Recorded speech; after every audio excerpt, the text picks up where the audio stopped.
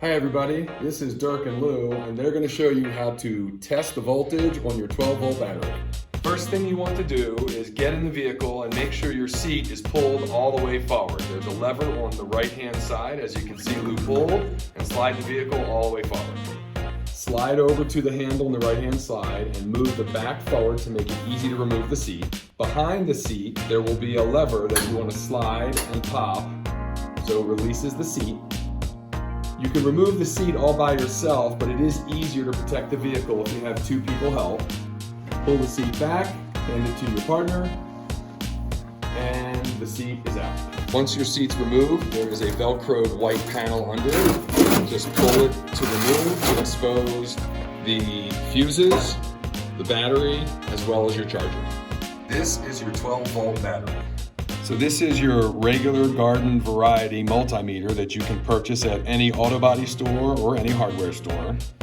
It will come with two leads that look like this. One will be red, one will be black. And the red is always positive, the black will always be negative. You'll take the red one and slide it into the input connector. You'll take the black one and slide it into the COM connector, like so.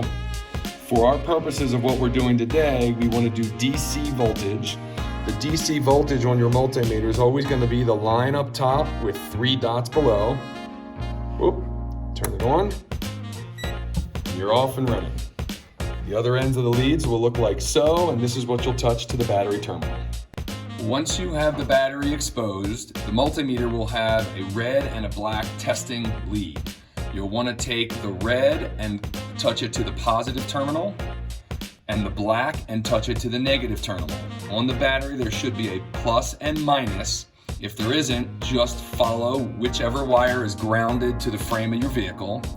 As you can see, this battery is testing at 11.9. While that may seem okay because it's close to 12, anything under 12 volts is an indication that your 12-volt battery is starting to degrade and will need to be replaced. Now it's time to replace your seat, so the first thing you want to do is line up the holes on the panel and Velcro it back into place to cover up the battery. It's important to make sure that all 3 of these holes are unobstructed by what's below them. It's time to replace the seat. It's important to make sure the slots on the front end of the seat slide directly into the locating pin in the front, as you can see. Once it's in, you'll snap down the back of the vehicle,